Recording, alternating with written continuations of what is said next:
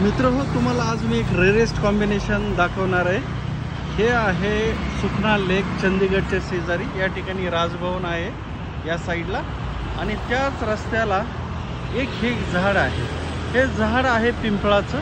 आम्हाला सुद्धा वाटलं, आम्ही थांबलो पिंपळाचं झाड पाहून, आणि त्याची पानं सुद्धा पहा किती छान आहेत, एकदम लुसलुसीत आणि असे मोठे मोठे पानं आहेत। तर ज्यावेळेस आम्ही थांबलो त्यावेळेस आम्हाला आणखी एक गोष्ट जाणवली की हे कॉम्बिनेशनमध्ये झाड आहे। म्हणजे या ठिकाणी पिंपळ आहे आणि वडसुद्धा आहे।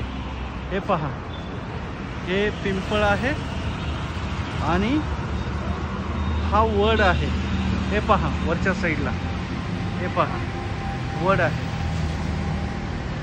हा।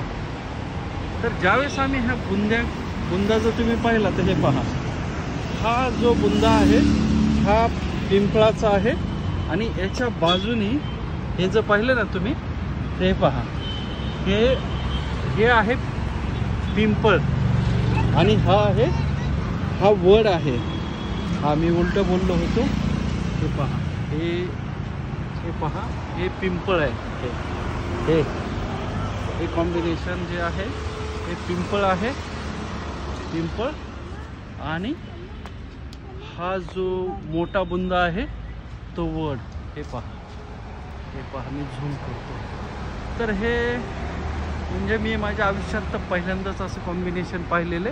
वडाबरोबर दुसरे वनस्पती बऱ्याच वेळा येतात, परंतु मी पहिल्यांदा हे पाहिलेले। आणि दोन्ही पहा किती कोवळे लुसलुसीत पानं आहेत, वडाची सुद्धा आणि पिंपळाची सुद्धा। एकदम छान कॉम्बिनेशन। हे पहा।